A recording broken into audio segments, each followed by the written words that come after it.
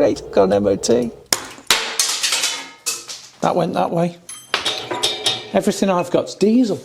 I've just done something. Let's see if she can pack it away, eh? That is not the end of the world. Yeah, it's binding up. Hi everyone, welcome back to the channel. If it's your first time here, my name's Paul, and this channel's dedicated to overlanding, the maintenance of these trucks and everything in between. So in this episode we want to get Beryl through her MOT.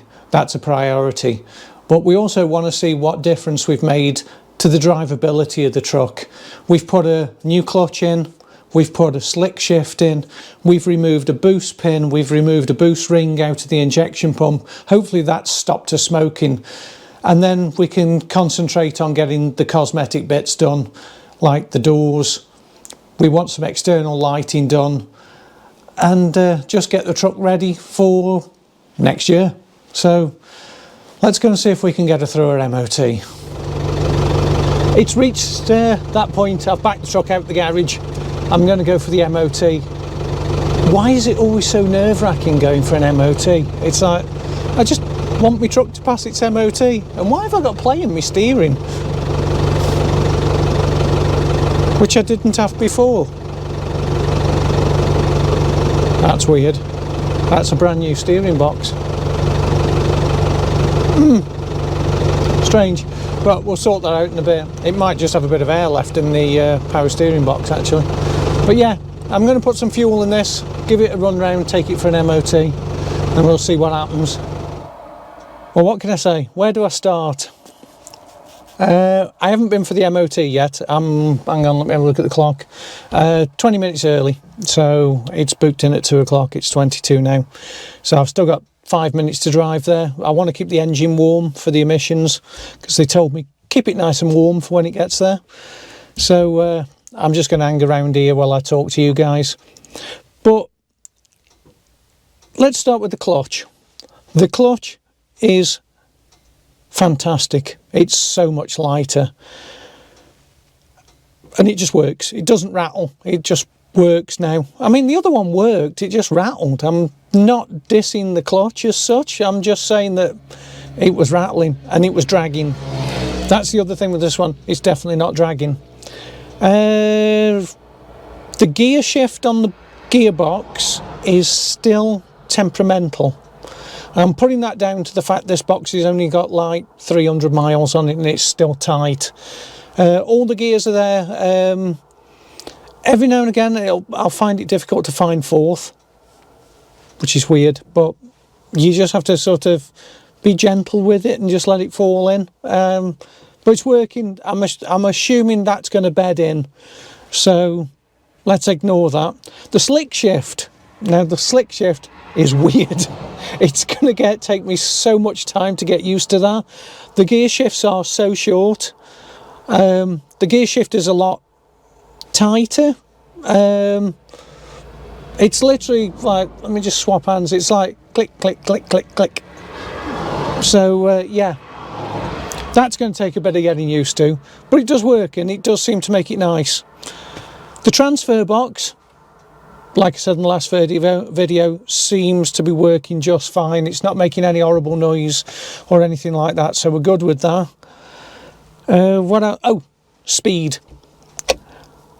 The truck is running at easily 70 miles an hour. I've got the sat nav in now, and 65 and 70 miles an hour, no issue at all. It'll do it. 2,500 RPM, 65, 70 miles an hour. Thereabouts, 2005, 2008, somewhere in that range for those two speeds. So that's going to make a world of difference. And the smoking, it's greatly reduced, and the power isn't. It doesn't feel to have lost that much power. Like I say, it's doing 70. I might try it once I've gone through the MOT, putting the boost pin back in, see how it drives with just the boost pin. I don't think I'll put the boost ring in. I think that's what's making it smoke the most. It is still smoking a bit under boost, and I think that's worn injectors. So probably could do with a new set of injector nozzles. But other than that, great success. It's working really well, guys. I'm really happy. And if we can just get another year's ticket on it, even better. Right, how much longer have I got? How long have I spoke to you guys? 3 minutes. Right, still nerve-wracking going for an MOT. Right, I'll see you in a bit. I'll put this back on. I'll either be happy or sad. I'm hoping happy. Right, I'll see you in a bit. Well, that was a great success. I have a full MOT. Now, it flew the emissions, guys. Absolutely no problem at all. It was under 1.5. It was actually about 1.3, I think it was, on the CO2. So it was really low. I mean, it's got up to like 2.5 on this. So yeah, great. So that means that the engine's healthy. I still think it could do with a new set of injector nozzles, but right now we can get back to the workshop and carry on with some of the other jobs. Great, got an MOT. There is one thing that's really niggling me. Yeah, we've got all the work to do on the truck. Got to do the doors and all the other bits. Is if you watch the last episode where I did the steering box, I put the steering arm on that came with the steering box, and it didn't go on as far as this one. And I mean, it really is just on by the nuts, the thickness of the nut on the thread. I'm really not happy with it. So what I thought I'd do was, even though I said in that episode I wasn't going to rebuild this arm, I'm going to rebuild this arm. First off, I'm going to take that one off, if I can get it off, because 173 Newton meters that I held on by. Hang on. Come here. Come here. Oh! Say hello to everyone. Right. He can hear me talking. He thinks I'm talking to him. So I took this arm apart, and to tell you the truth, I've never taken one apart before. Never rebuilt one. They're really simple. Pivot, a ball, a seat, and a spring, and a base plate. So just that. So I've ordered a replacement one, but I'm just wondering if the one in the new arm is identical. There's very little wear on this one. It's not worn, but it was lacking in grease. Yeah, there is a bit of wear. I don't know if this camera's going to focus. On camera, you can do it. There's like chatter marks and stuff in it. So this one needs replacing. I've just taken a file to this this arm as well. Where they rebuilt it before, they smacked chunks out of it. Camera wants to focus on everything behind me today. There you go. I've just filed off all the rough bits that were on it. I mean, as long as the seat inside is okay. But I did find something that was useful. If you take a 13mm socket, it makes a perfect press to press the seat out. 1/2 mm clearance. So, works perfectly. So I think I'm going to have a go at pressing the innards out of the other one, or at least if I can get it off. I'm going to struggle with that for a few minutes, see if I can get it off. And if I can't, I'm going to have to order a puller, see how that goes. You know, I'm just wondering if this one had just run out of grease. Well, it was split, the boot was split on it. So, grit's gone in it. Right, I'm going to get that one off. But that is the locking nut. It's a 32mm locking nut that goes on the bottom of the drop link. There. It's got a lock washer on it that locks it in place. I've just tapped the lock washer back. That was loose. That bar on it, expecting to undo it, and I could have done it with an ordinary ratchet. It was not tight. I've given up on trying to get that off. I've ordered the correct puller. I did find I'd got a 3-jaw puller that I just converted to a 2-jaw, but it's too small. Just keeps pinging off, and I've lost a piece of knuckle now. So I've ordered the correct tool, which is just like a solid metal block that goes over. I don't want to heat it up because I don't want to roast that new seal that's above it. This is a bit of a pain. I'm really not happy with that. It's considering it came with it. I'm wondering if they've just sent me the wrong one. They've sent me the one for 4-bolt, and like I said before, the 6-bolt ones are bigger. I guess it's easily done if they've just picked one up and put it in a box. But yeah, we'll sort it. But for now, we'll leave that, and I'll just go back to the boost pin and stuff. I'm not putting them back in. The truck does not smoke now. Under boost, there's a little bit of black smoke compared to what there was. There is nothing in comparison. It does. Before, I could hide cars behind me, literally. It's like put my foot down and just lose stuff. But now it blows a bit of black smoke. I mean, Beryl is a big unaerodynamic lump, but with that new transfer box and going back to the Bosch pin in the pump, she drives fine. She still sits at 65-70 miles an hour now. It's unreal. And for all the people who thought that she wouldn't pull off uphill, I went out and tried it. Well, on the way to the MOT, I thought I'll give this a try. Found a steep bank. She does. She drives fine. You're having to hold your gears a bit longer, because obviously the transfer box is longer. So first is a bit longer, second, third, fourth, fifth is fifth. You're probably on the back roads and some of the back roads and side roads and stuff. You might be leaving it in fourth for a lot longer than you would go before you would have been in fifth. But she's got longer legs, so that works for me. So yeah, all that stuff is going back into my pile of spares. Right, we're waiting for parts. Another day, another parts delivery, or in this case, tool delivery. I've had the proper puller delivered.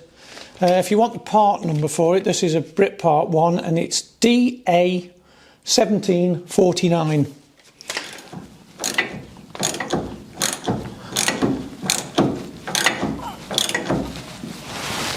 Oh my God, that's on.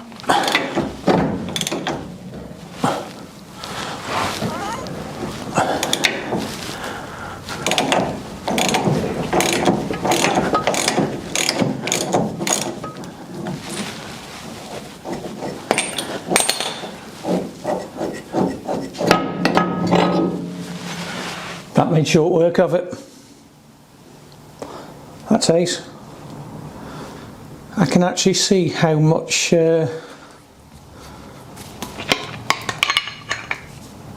thread was engaged. When I say thread, spline I meant.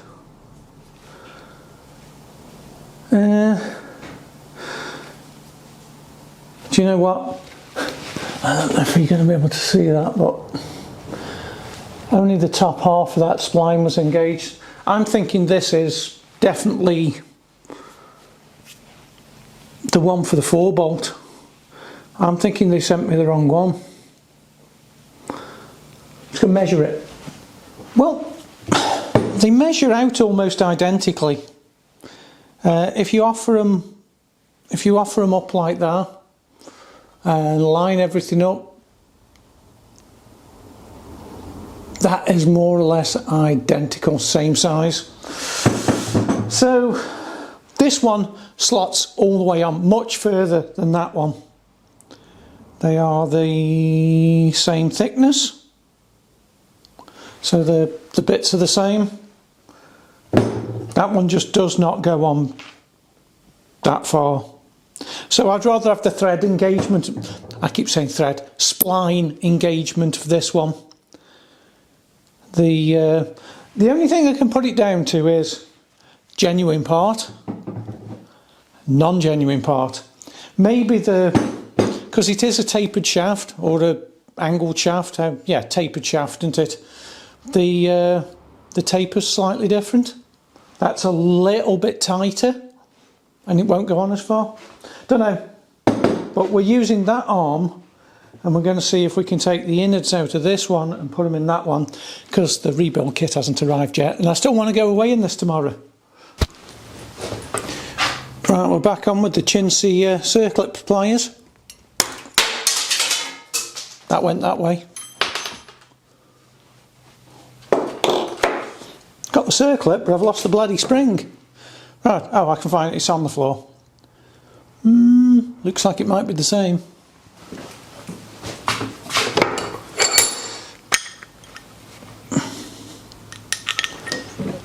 Considering that's done 10 miles, that grease is absolutely manky. Look at the state of that grease. This is done 10 miles to the MOT and back. This was a brand new part. Look at the state of that grease, guys. Oh, well, this looks like it's going to be identical. It looks like the same seat and everything.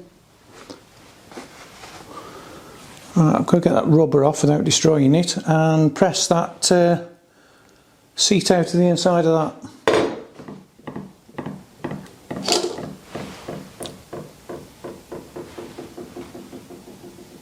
Brand new, done 10 miles.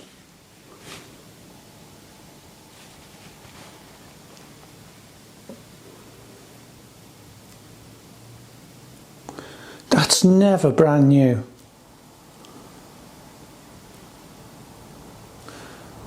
Never, never, never, never.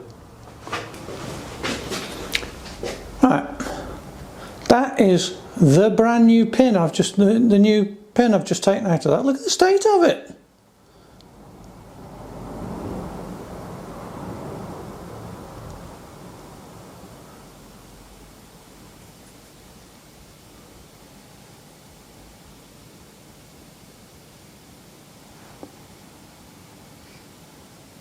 Yeah, I don't think that's brand new. Do you reckon?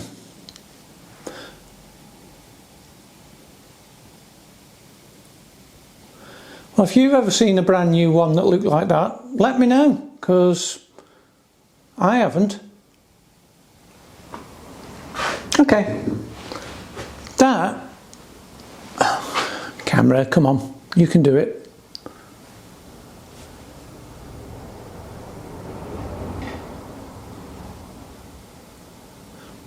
That is the bottom seat out of the original arm. So that, in fact, that is the old one, yeah? Shall put that there.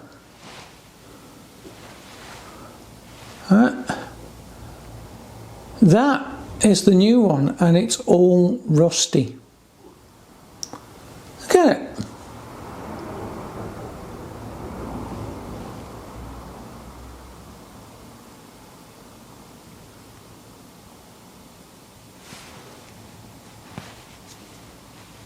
That looks awful.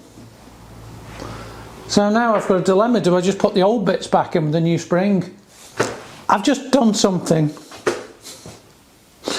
which just proves you can never, ever, ever trust the quality of parts that you buy. Right, I've just taken, I've just taken this piece, yeah, which belongs to this arm, dropped it in to see how much play, you know, how tight this actually fits, yeah, and the seat has just come out. It's not in there, it's on there, and I haven't done any. All I did was just drop this in. They're supposed to be pressed in.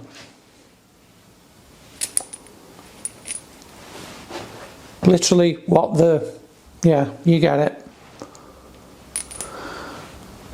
That would have lasted 2 months before it had worn out. I'm going to put the original one back together, I think, guys. That is truly atrocious. I've never seen, like I said, I've never taken one of these apart, but I have taken ball joints apart before, and we're taking the other one apart, but quite literally that came out.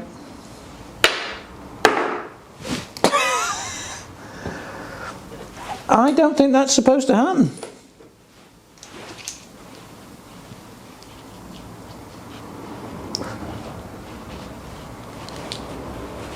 And it's notchy.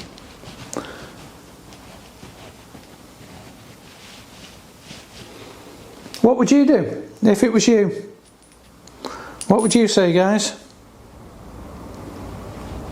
I'm going to put the other one back together. I don't need to press that one apart, all I need is the rubber boot off it. So the only bit that's any good to me is that rubber boot. Great. Right, I'm going to press the original seat back in. Spark plug socket fits perfectly. Can't remember time. The only time I take spark plugs out of these days is out the mower. Everything I've got's diesel.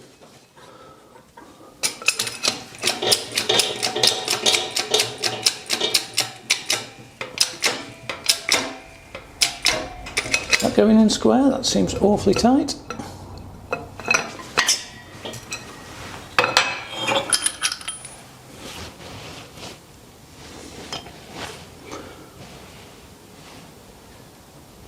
That's not square. Right, I'll press that back out. Right, see if we can get this on. Well, I've just warmed it up as well. See if that helps.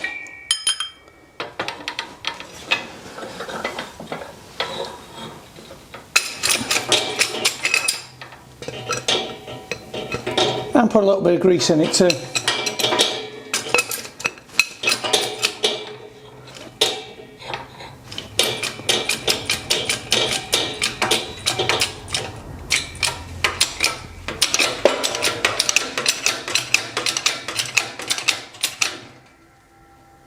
That's it.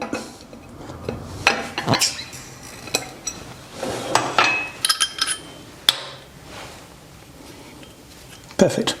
Warming it up with a bit of grease. That helped. That went in nicely actually. Right. So I'll stick the rest of this back together. I've got that all back together. To say it was troublesome to put back together is an understatement. I've had to do a little bit of mixing and matching of parts. So I've taken the base plate off the new one, I've taken the circlip out of the new one, and I've taken the spring out of the new one.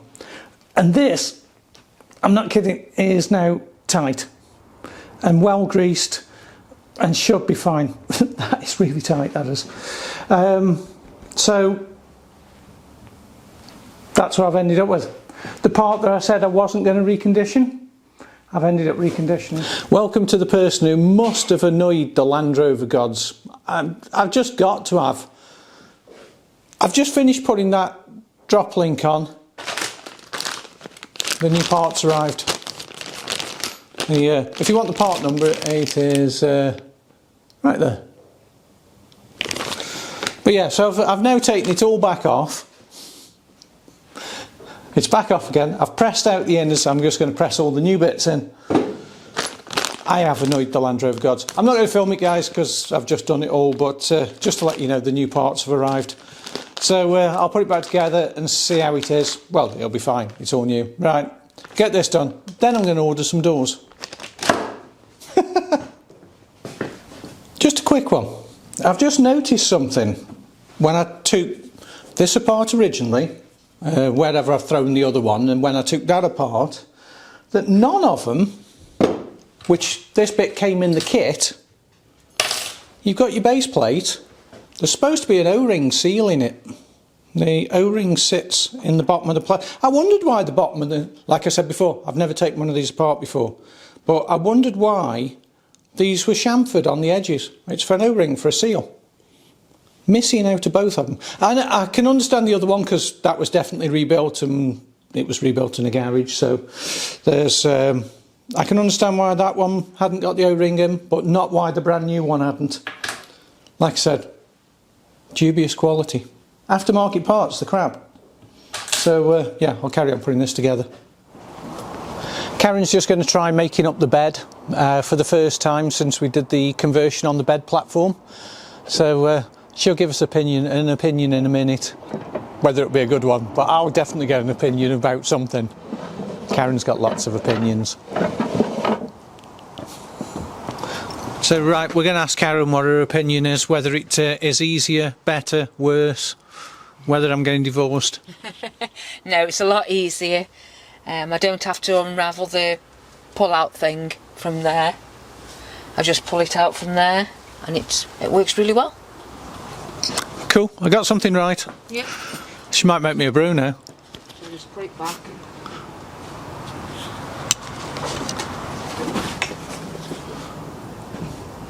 See if she can pack it away, eh?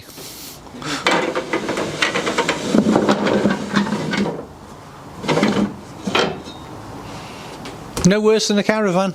No.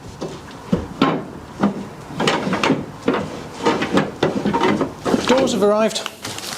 Not too bad, took a couple of days to get here. These came from SP Panels. I've not opened them yet, so I'm hoping they're not damaged. Really hoping they're not damaged, because last thing I want to do is have to do body work on brand new panels. There's always a bit of work to do on them, but I'm hoping they haven't been, you know, trashed in the post. Let me find something to open this box with, and we'll get them out. Got through the tape. Alright, let's see what these are like.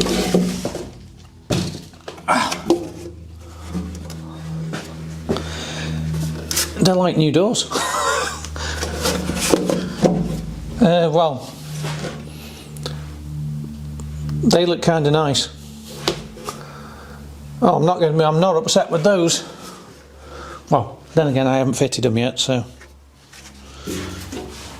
that's nice. That's a nice little touch. They've been pre-DA'd for accepting primer, so they're not just shiny aluminium. That's good.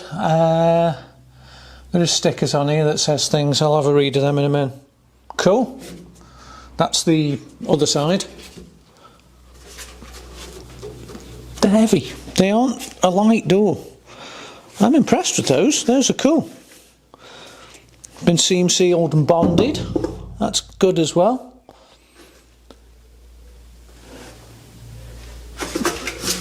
So I'm just looking at they've drilled out the holes for the hinges, so there's no galvy in them, but that's fine, we can put grease in them. Nice. Right, let's get the other one out.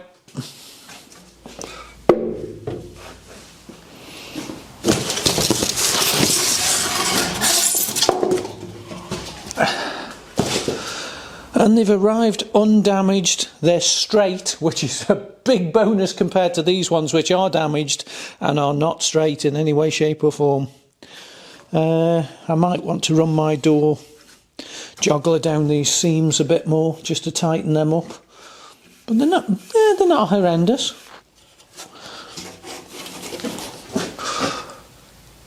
Well, nothing else for it but to hang these and see how they actually go on. First job, strip these doors down, hang these to make sure they fit. I'm not putting any paint on them or anything. I need to hang them. Once everything fits as it should, in case we have to do any body work to it, it's easier to do on a bare door. But no, I like them. They look good. Did I say that these are actually Series 3 doors? They're not actually Defender doors. Because these are Series 3 doors. For some reason, even though this is a 110, it's got Series 3 doors. It must be a military thing. But even the aluminium's a decent thickness. I am happy. I am very happy.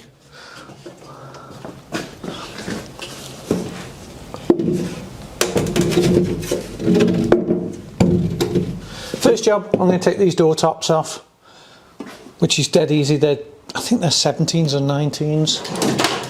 Grab a spanner and I'll tell you, I think they're 19s. Yes, no, they're 17s, I was right the first time.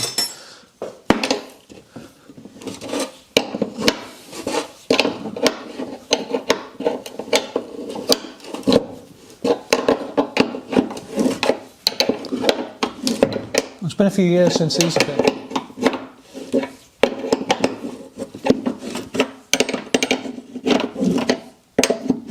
When I did this originally, I put a thread chaser on all these and did all the threads. So, has the stainless threads as well. But yeah, these are going to come off easy enough. So with the door top away, I can start stripping off all these other bits. And like I was saying before, this is the good door. This one actually fits, but it's had a bad smash there, which I literally just beat out with a hammer and a bag of sand to get the worst of it out. So if you're doing one, you might as well do a pair. And I was going to change it to the one-piece doors, but Karen likes these door cards, so she said, can we keep it two-piece? Which is easy enough. Means I only have to do the bottom half.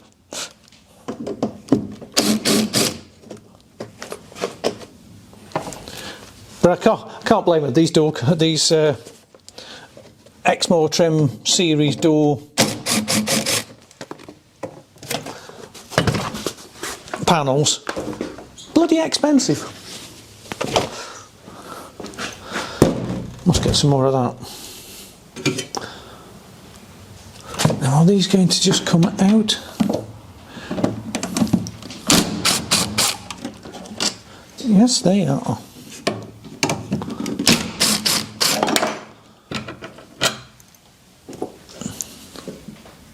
That one's got a lock. No, they've got lock nuts on. Right.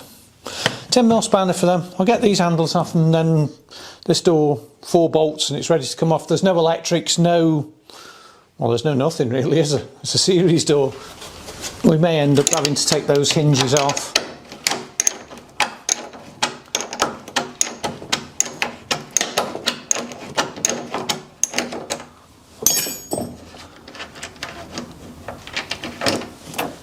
Well, not actually take the hinges off, but adjust them.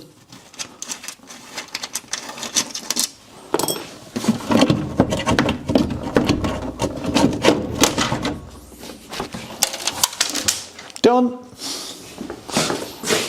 Right, now that's off, I can clean everything up, check everything, and offer up the new door and see if they fit any better.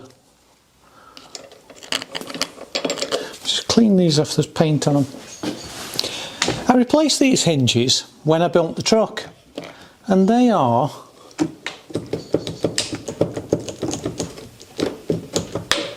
I would say that's pretty much worn out. These are 4 years old and they were not cheap hinges.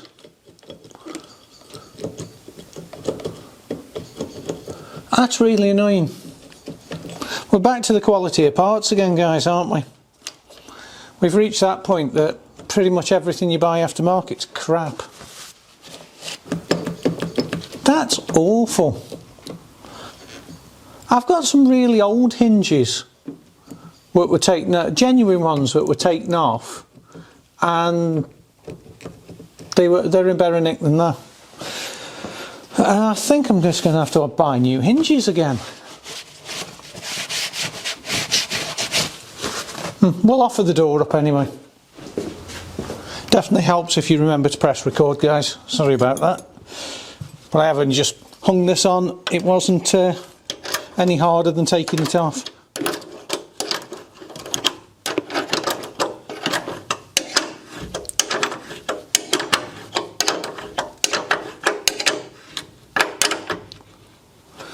I'm going to put the lock on.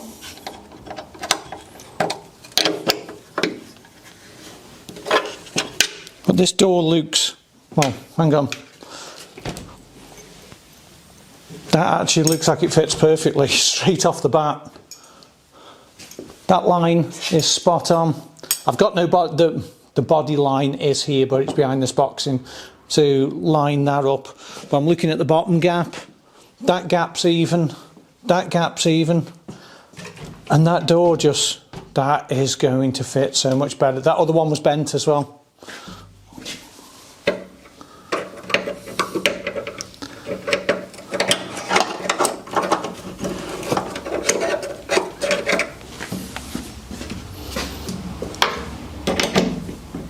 I will put the lock on to make sure that it'll catch.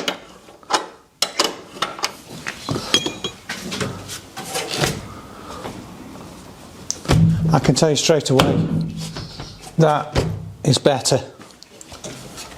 Work out what's rocking up and what isn't and what fits where. I'm happy with that. Hey! Right, I'll play with that for a bit and put the lock on, see if we can get it to fit. Okay, I have not shut this door, I've hung it, I've test fitted it just to see if it fits. I've put the lock on. Does this door now latch and lock? That caught on the way in, but actually that's locked. That locked. So what's it catching? It's a touch too high. That needs to, either this latch needs to come down or that one needs to come down, but that fits so well. Let's just loosen that off, see if it'll go down just a fraction. I love simple doors like these. I've spent so many years trying to fit complicated ones. Sometimes it's just nice to have one that's basically idiot proof like me. Well, I'm an idiot. So. Stop a green. I heard you. I heard you on the green.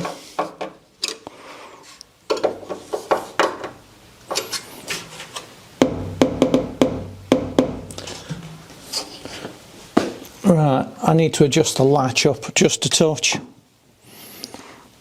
Right, let me adjust this latch. It'll take me about 10 minutes, so I'll turn the camera off. So right, I've just bobbed the glass back on because I wanted to make sure that it cleared all on these edges, which it does. But remember, this was the good fitting door and we still had to slam it, so that's it now.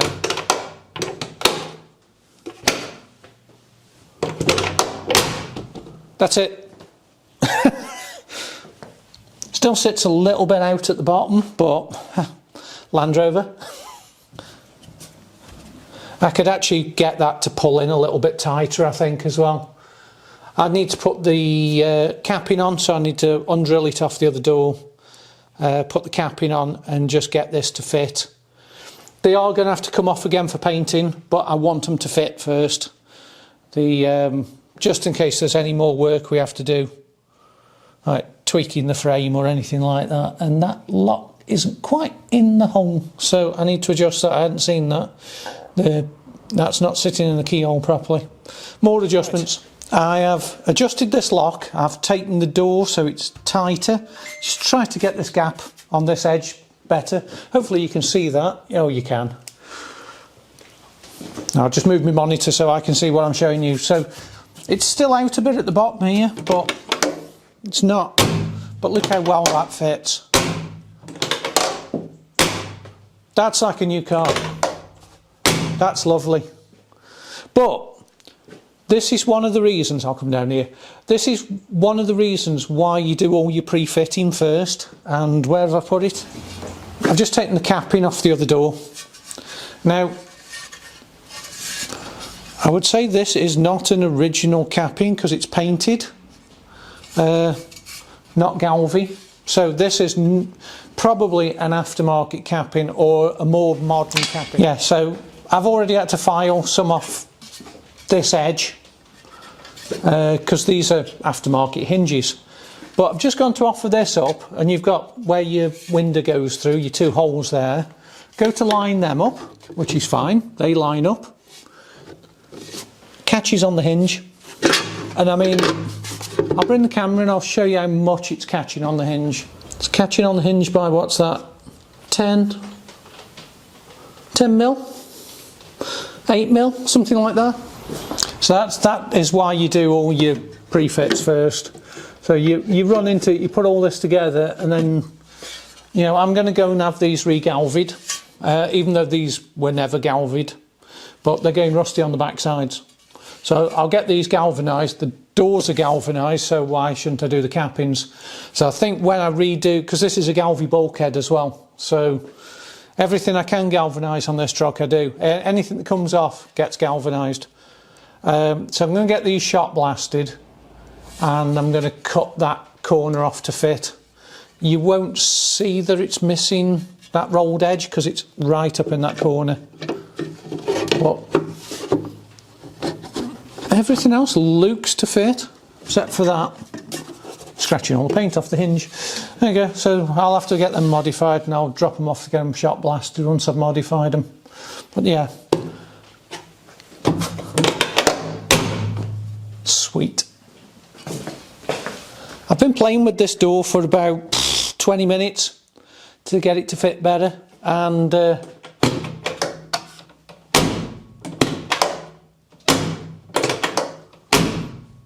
I've pulled the lock back to suck the door in a bit to get rid of that gap. I've got rid of most of it. There's a little bit at the bottom, but that could be, you know, nearly 40 years of body twist and stuff going on. I'm pretty happy with that.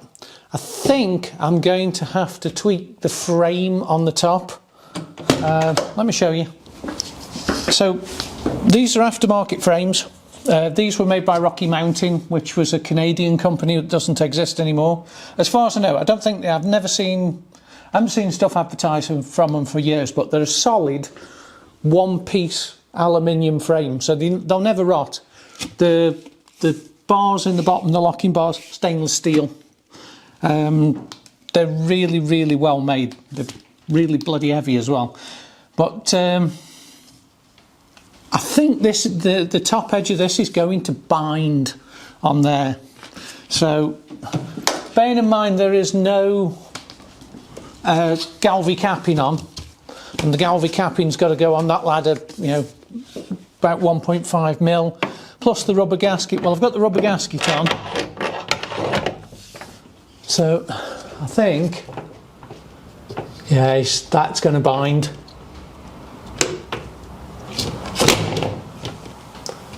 That is going to catch, I think, but that is not the end of the world. Yeah, it's binding up. That is going to bind. That's not the end of the world.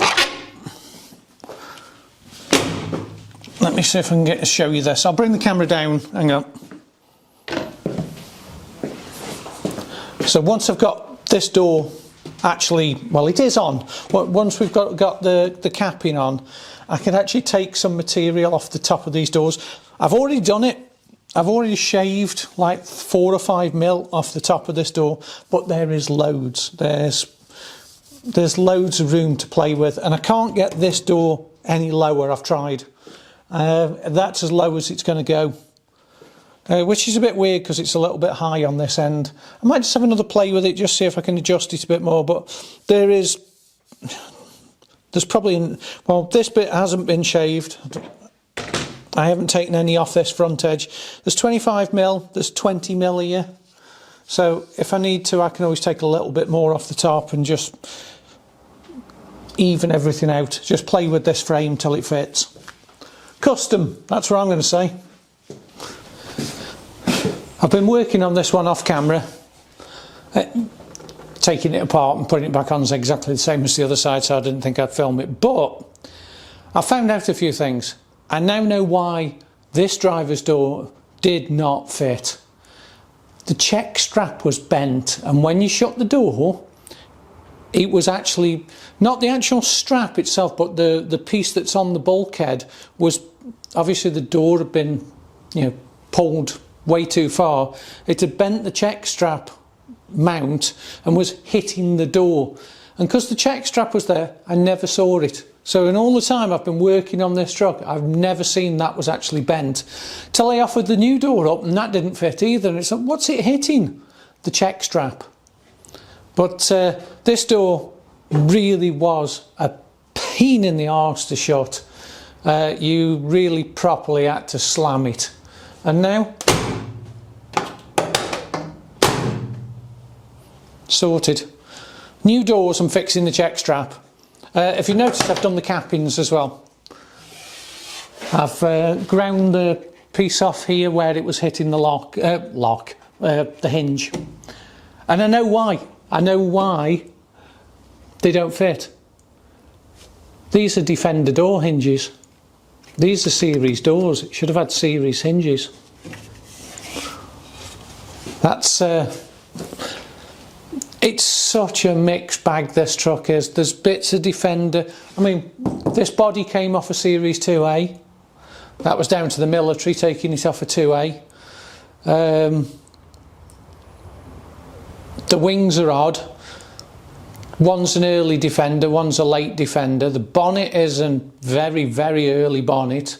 That windscreen's off a very late sort of Defender. God knows what the bulkhead's off, because that's been rebuilt and galvanised, so don't think that's the original bulkhead. I think it's a different one. The doors are Series 3, the hinges are Defender, but I've got it all to work. All works nicely now. So all I've got to do is offer up the windows, make sure they fit. They can all come straight back off and get ready for paint. They'll need priming, high building, flatting, glossing. Now I'm going to be using Paintman paints, because I like this colour, and it's Keswick green, and I like their shade of it. If I buy it in anything else, it's a bit darker, but I want to repaint this wing, this door and the top, and the door and top on the other side, because I repainted the wing last year. But this door, the amount of filler in it's starting to show through. Sorry, wing, not door, wing. But, it's late in the day, guys, I'm tired. There's not much more to do, like I said. Take them off, hit them with a coat of primer, hit them with a couple of coats of high build, give them a flat off, and paint them. But that was what I was saying. I'm using Paintman paints because I like the colour. And this truck used to be owned by Paintman paints. I might actually contact him again. Dave at Paintman Paints knows I've got the truck, but I might just ask him, does he want to sponsor the video and send me I've actually got the paint for it, but does he want to send me some more? But yeah, it's getting there. The rebuild is definitely getting there. Right, I'm going to play with the window tops. I've got a dilemma. That is the gasket that goes between the window and the door. So basically the centre gasket. If I put that gasket in, and it's fairly hard rubber, I mean, it's not a bad quality gasket, but you put that in, the bottom of these windows are tapered. There's a very slight angle on them to follow the angle of the door so that it fits here against the rubber. I put that in, it makes it stand up vertically, and makes the seal across the top crap. So I don't know whether or not to delete that, and when I put them back together, put a very, very thin compressible neoprene seal in. Literally, I loaded some neoprene tape, but really thin, like 2mm, that will just compress under there with probably, actually if I put that in I won't need to put any sealant in, but that will just compress and act as a seal, because that ain't working. But this door fits perfectly without it. And they do say don't put them back together without them in. Right, so I'm going to see what the other side fits like, but that fits so well. Even the seal is now touching, the top of the door isn't wobbling. You take that rubber out and the window top is so much more solid, and this isn't even riveted in yet. I haven't even put that in yet. It's just sitting there. So it's, yeah, I'll have to do a bit of research on that. I'm going to see if I can get the other side to fit, because that didn't fit either. I've spent the last 40 minutes, 50 minutes wandering around the workshop looking at these door tops and trying to work out what I could do to make a seal that works, and I've done it. They clear absolutely perfectly. I mean, you don't get this problem if you've got an ordinary truck because the roof gutter doesn't come out this far, but that, well, it just clears. There's clearance, it works, and the door fits, and they don't rattle anymore, they fit really well. What I did was go and get some rubber that's on the shelf, and this is actually some rubber floor matting. It's also the same rubber that I've used as a gasket on the workshop doors. It's 4mm thick. It's a little bit thicker than I wanted. I could probably get away with putting some 2mm in, but I've just cut out a new door seal, and rather than using the factory ones or the ones that come with it, because they're, you know, daft as it seems, these are probably actually thinner, but they just sit at the wrong angle. But that fits perfectly. That's absolutely up against the rubber. So that's great. I'll cut another one of these out and I'll show you what they look like. They look like a door seal. So there you go. Take the rubber, took the capping, put it on top, and basically just cut round it. Use the actual capping as a template. Saves buying them. I mean, they're not expensive, but I know these are going to work. So, right, make sure this fits, give it a test fit, get this off to the Galvias. I've got that one to fit as well. That's great. I can't believe that they fit just that well. I need to move that striker a little bit closer. That one's still a little bit tight on the striker, but it definitely works. So yeah, like I was just saying, I can take these apart, get this down to the shop blasters, get it galvaned, and then we can get on with the paint. But that's going to be in a different episode, guys, because this one's probably long enough as it is. So in the next episode, we're going to be painting these doors. And if you've enjoyed this one, give us that thumbs up. Leave a comment below. If it's your first time here, make sure to subscribe, and I'll see you on the next one.